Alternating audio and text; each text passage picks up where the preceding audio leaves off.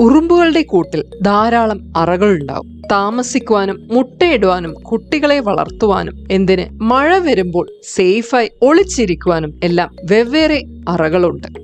And plant എന്നൊരു ചെടിയുണ്ട്. മറ്റ് മരങ്ങളുടെ മുകളിൽ വളരുന്ന ഈ ചെടിയുടെ ഉള്ളിൽ ഒരു ഉറുമ്പിന്റെ കൂടിന് വേണ്ട അറകളെല്ലാം ഉണ്ടാവും. ഈ ചെടി മധുരമുള്ള കറ നിർമ്മിച്ച് ഉറുമ്പുകളെ ഉള്ളിലേക്ക് ആകർഷിക്കും. ഉള്ളിൽ പ്രവേശിച്ച ഉറുമ്പുകൾ ചെടിയെ പതിയെ അവരുടെ കോളനിയാക്കി മാറ്റും.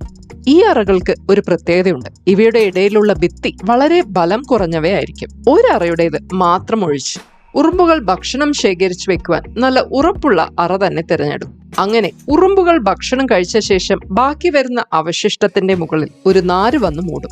അത് ആന്റ് പ്ലാന്റിന്റെ തന്നെ നാരാണ്. അതിലടങ്ങിയിരിക്കുന്ന സൂക്ഷ്മാണുക്കൾ ഭക്ഷണാവശിഷ്ടത്തെ വിഘടിപ്പിച്ച് നൈട്രജൻ ഉൾപ്പെടെയുള്ള പോഷകങ്ങളെ വലിച്ചെടുക്കും.